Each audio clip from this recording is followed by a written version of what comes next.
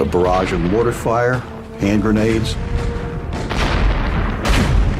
and the ski troopers would surge out of the forest and cut the road.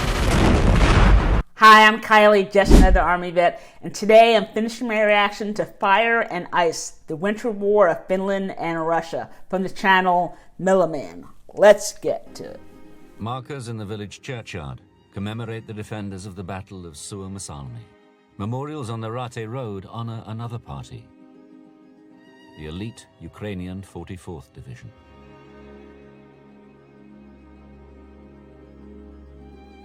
When the 44th crossed into Finland, they brought a marching band and their dress uniforms for the victory parade at the end of their campaign. We can see all those stones, nearly 20,000 stones, and you can visualize that every stone is one man and he had had a wife and children. Then you can imagine how much sorrow it has caused.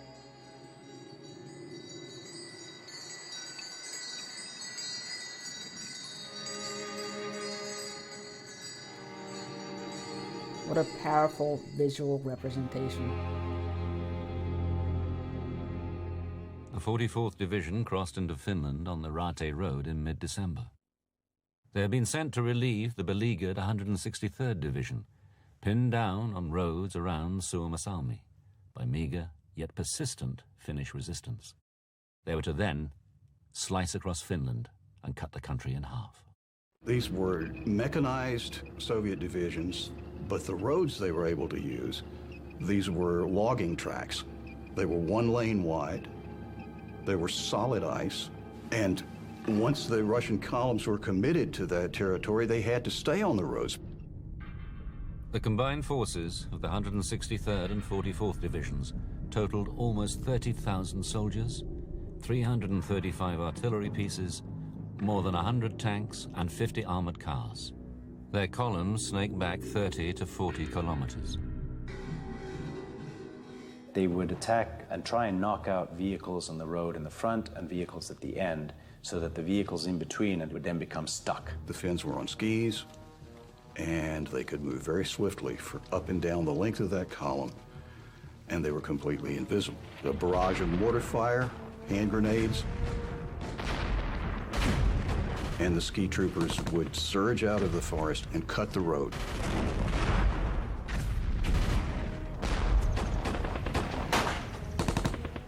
And then disappear on the other side of the road. And after them would come combat engineers who would widen the breach and fortify it to cut off one segment of the Russian column from the other. They would isolate the units and cut them into what they called mottis, and motti is a measure of wood in Finland. When you chop wood and you stack it up, that's one measure of wood. And that's what they did. They chopped up these divisions. Once these Soviet columns were chopped into mottis, they were pinned down by snipers. Simo Häyhä. The cold was so intense at Summasi that the instant a man was hit by a bullet and his circulation slowed, his body froze in the posture that he was standing in when he was hit. Men are exhausted and starved. We have about 400 wounded, no petrol. Most of the horses are killed. We are almost out of ammo. Enemy is attacking us from the front. Some commanders are deserting from the battlefield. I request urgent help. But there was no help for the 44th Division.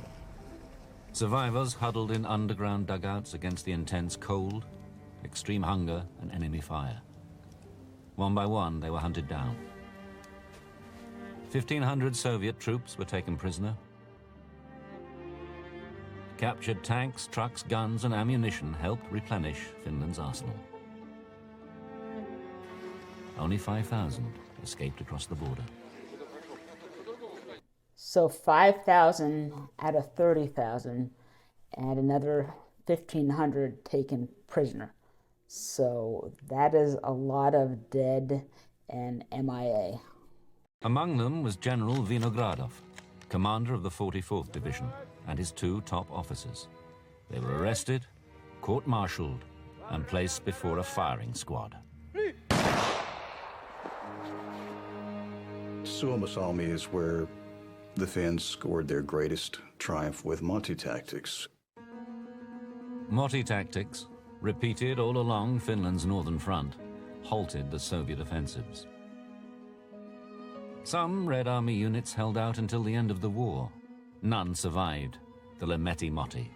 Se tuntui vaan hirveälle, kun siellä oli paljon venäläisillä hevosia ja niillä oli niin nälkä, että ne oli syönyt kaikki ne hevosen luut. Pakkasella oli jyrsytty ja nahat oli kaviojuuria myöti hampaan jäljet, mitkä oli pakkasella syöty, että oli pientäkin rasvaa saatu. Finnish victories made headlines around the world. 8,000 Swedes, plus 800 Norwegians and Danes, volunteered their services. Fundraisers were held in the United States, and supplies and equipment were donated. 350 Finnish-American volunteers sailed from New York.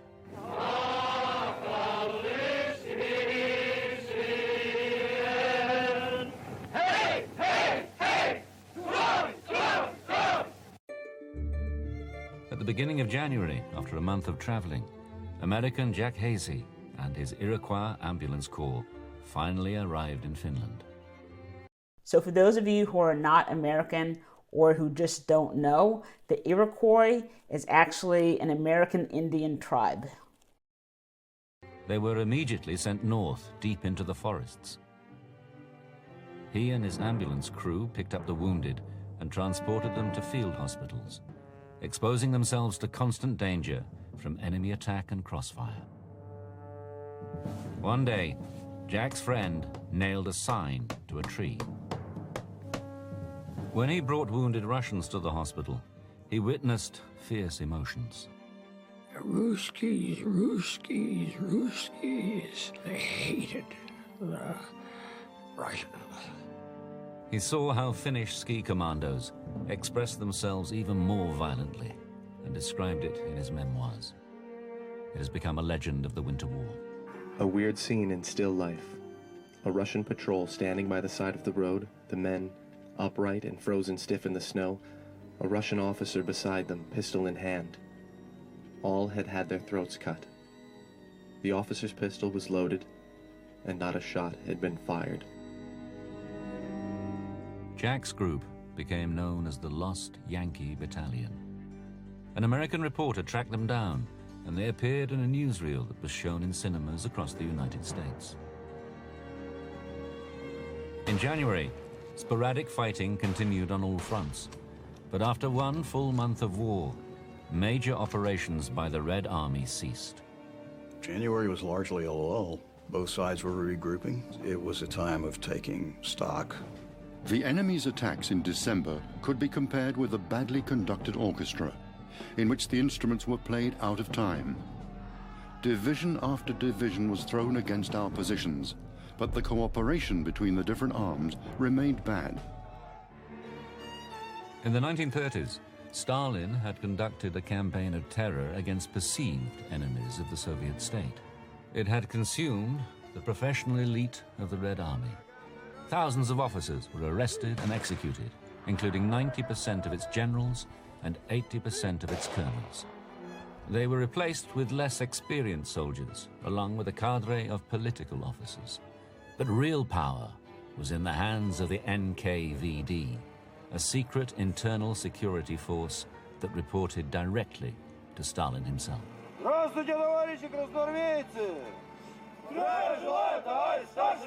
They interfered with everything, and they had the right and the authority to go in anywhere and to take very drastic measures like shooting the general, shooting anyone. Soviet state military archives document the fate of the 76th Tank Battalion, 34th Light Tank Brigade, trapped within a motti at Lemeti. In January 1940, battalion commander Captain Ryazanov began planning a breakout, but the battalion's NKVD officer opposed it, calling Ryazanov a coward. Ryazanov replied, "I am in charge, I give the orders."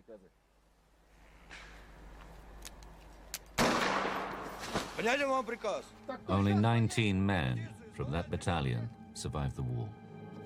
For Stalin, the situation was desperate because he was worried about Hitler. even despite the treaty.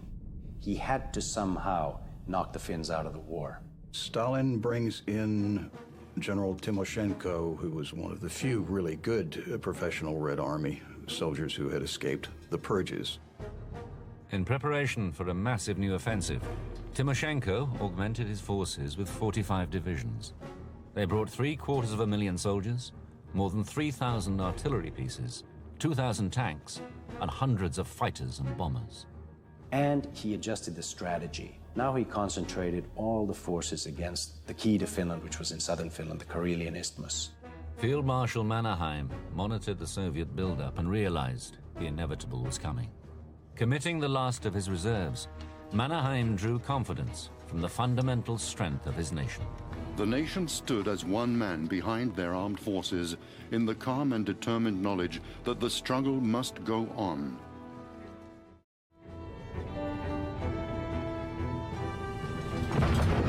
On the 1st of February 1940, the Russians resumed their offensive. Up to 2,000 artillery shells hit the Mannerheim line daily over the next 10 days.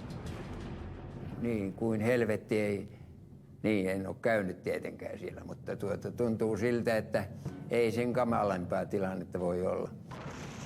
If you want a good visceral feeling of what it was like to actually be in a foxhole with an artillery barrage raining down on you, watch the Battle of the Bulge episodes of Band of Brothers. It is a horrific experience. It is the stuff of nightmares.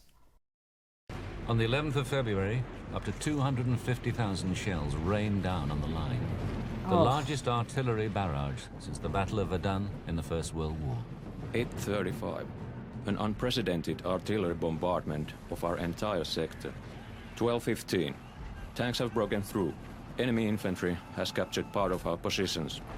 All Finnish reserves were thrown into battle, but the Red Army could not be contained. By the end of February 13th, on the third day of the offensive, the 123rd Rifle Division with attached armor units broke through the main defensive line. Sumo fortified area was completely destroyed. At the end of February, Jack Hayes's work as an ambulance driver came to a sudden end. The next day, he was evacuated from the front line. By the end of February, Finnish defenders had been pushed back to a line in front of the strategic city of Viborg, headquarters for Finnish forces on the Karelian Isthmus. Finnish defenders struggled to hold their position. On the 5th of March, Soviet troops attempted a flanking maneuver across the frozen Gulf of Finland to surround Viborg. When the Finns detected columns of tanks and infantry on the ice, they fired their huge coastal batteries, 12-inch guns, intended to sink battleships. The weight and velocity of the projectiles was so enormous that it shattered the Gulf ice and opened up yawning gaps, and whole Russian companies disappeared through these holes in the ice. The Finns' desperate resistance continued with the ferocity that masked their steadily diminishing capacity. By the 12th of March, they had almost no more ammunition. At noon the following day, word spread along the line. An armistice had been signed. The brutal 105-day war was over. If a fly had been in the air, he would have heard its buzz. Not a single shot. Dead silence. I did not believe such a thing was possible. Then, people started to regain their senses. Started throwing hats and all kinds of stuff in the air. Almost nothing remained of our battalion. Front line is front line. All I felt was indifference. What do I remember most from that war? It was the incompetence of our army. It could not even deal with a handful of Finns. They showed us how to fight a war. Gunnar Latio, leading a column back towards Finland's newly negotiated border, decided to stop and check on his men. Lähdin hiihtämään sitä taaksepäin ja pysähdyin yhden tien vieden vähälle korkeammalle penkalle ja pistin suksen sauvat kainaloihin ja jäin katselemaan siinä poikia, kun ja heilautin kättä varmaan heille siinä, kun partaalina meni ohitte. Ja sitten minä nukahdin. That is where his men found him, dreaming that he was in hospital.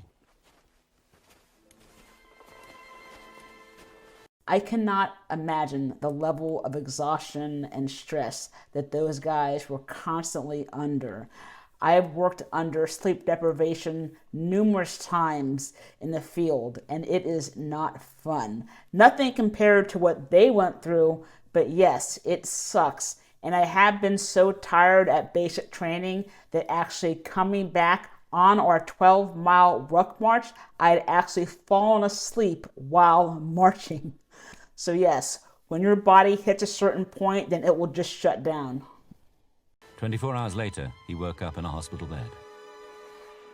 Ja olen onnellinen siitä, että sota päättyi sillä tavalla ja sillä hetkellä, sillä me olimme kaikki niin loppuun ajettuja kuin ikinä voi olla. Our company commander told us, the war is over. After that, he met a Finnish company commander in no man's land. In the evening, everyone started campfires. Our campfires were far from the Finnish ones. Everyone was drunk and our company commander was rebuking us. Our soldiers told him, "Who needs this war? Do Finns need this war? No one needs it, neither us nor Finns." Everyone was singing songs. I made myself warm at the fire. That was it. The war was over.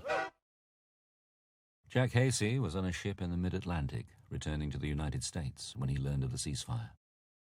More than 6 decades later, after a career in the French Foreign Legion and the CIA, Jack Häyhä was presented with Finland's highest honor, the Liberty Cross. The peace terms announced were harsh. The whole of eastern Karelia, about 12% of Finnish territory, became part of the Soviet Union. Anni Tukia was nursing wounded soldiers. Ja sitten mä oikein tuskainen nuori mies, opiskelijapoika kai oli se, ja häneltä oli amputoitu siis toinen jalka pois. Ja se siellä hyvin tuskaisena siitä se sanoi mulle, sitä varten kun minä sen jalkani sinne kannakselle jätteen, sitä ryssäsen sais, ja musta kun säilyisi meillä vapaus. Tami Laininen was one of the thousands of Karelians forced from their homes by war. Ukki rupesi ihan ääneen itkemään. Ja me itki ja me lähdettiin sinne. Se on sodan viimeinen rauhan ehdot luettiin, jotta me karjalaiset jäädään tänne. I didn't cry when everybody else cried. I used to go into the woods and cry alone. And that I have done many times because of the loss of Karelia, the loss of home, and because of homesickness too. And that was the day when homesickness made a nest in me, and it has not disappeared. So it was either Lori Torney or it was Simo Häyhä, but I think they were actually from Karelia, or at least they were actually from part of the territory that was lost to the Soviet Union. It was a really sad day for many of these people. And as you can see, even today, it is still remembered with a heavy heart. And if you've never heard of those two soldiers, I will go ahead and link some videos to them down below. Over the next few days, 422,000 Finnish Karelians refused to become Soviet citizens. They left their homes and most of their possessions and crossed the new border into Finland. Refugees everywhere, families trying to cram several generations worth of precious family belongings into one wagon or one sled. We had 3 days to get our things from Hiitola, and my mother and my grandmother went to traveled to Hiitola, and my mother and father met in the middle of night under a starry sky there on the yard of the home. As winter turned to spring, Finns were left with the final unpleasant responsibility. In Summasi, along 20 kilometers of the Rate Road, melting snow and ice revealed the bodies of thousands of Soviet soldiers. In spring 1940, the Finnish soldiers buried these died Russian soldiers and also horses because the summer was coming on. And it was very difficult to walk around this area in 1940 in summertime because there were a lot of flies and the smell was very bad in this area. Reino Kerti was a 21-year-old soldier assigned to a burial party.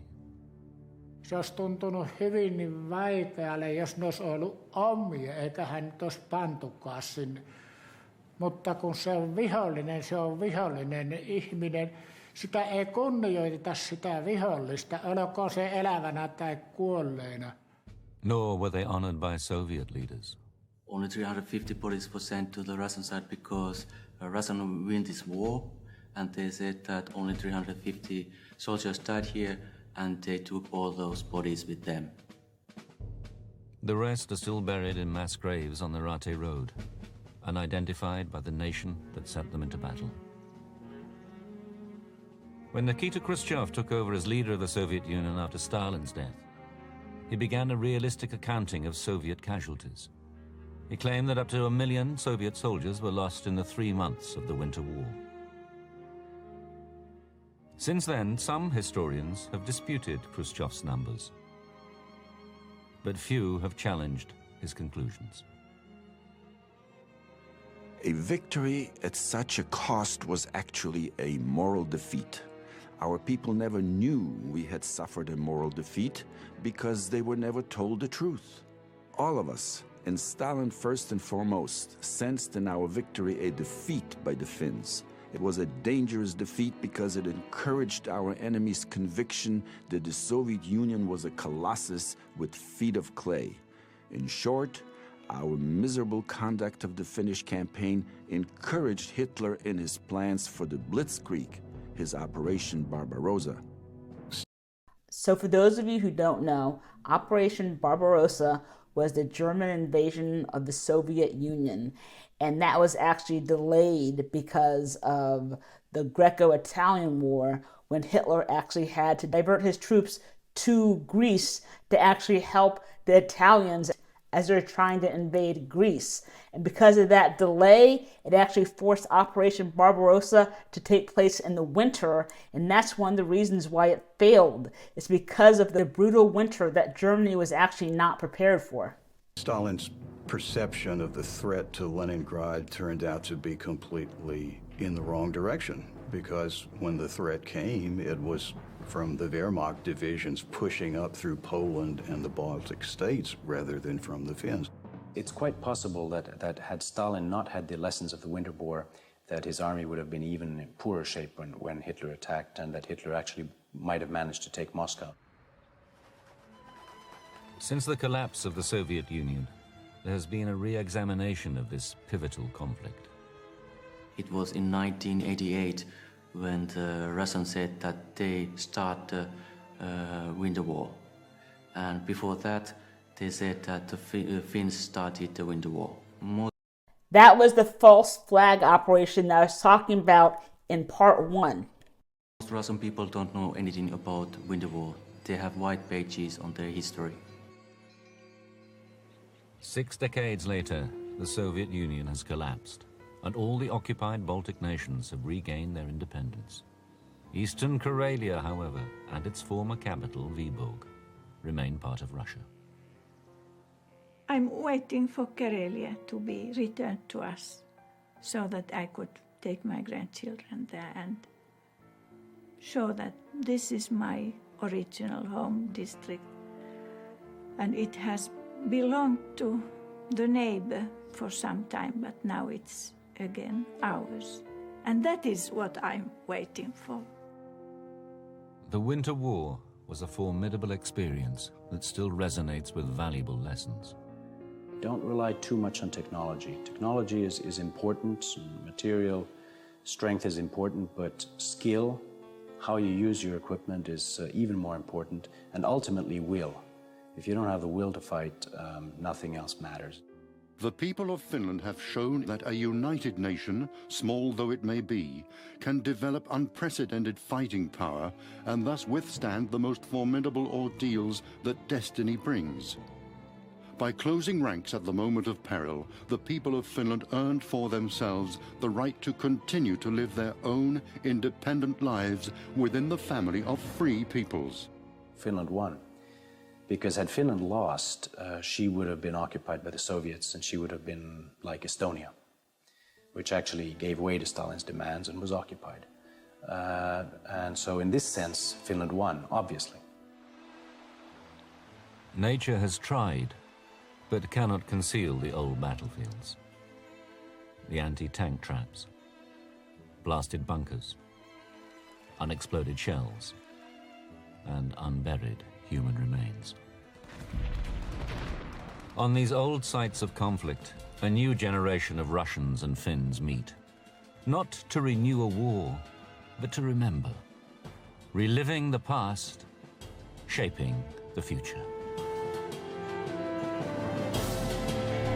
So that was kind of heartbreaking, actually, hearing that woman talk about hopefully one day being able to bring her grandchildren to her old home. That was definitely kind of sad. But the USSR and Finland were not done after this treaty was signed. I think shortly after this, there was the Continuation War, is when Finland actually allied itself with Germany as it battled against the Soviets. And I think it's important for everyone to understand that even though that Finland did actually team up with Germany, they never supported the Nazis. It was more of they hate the Soviet Union and they want to get their land back and they want to actually protect their homes, kind of thing. Anyway, this is a great video and I did learn a lot and I hope you guys did too. If so, then please smash that like button. Thanks for watching. If you do want to catch another video on one of the most famous soldiers from this war, then here you go.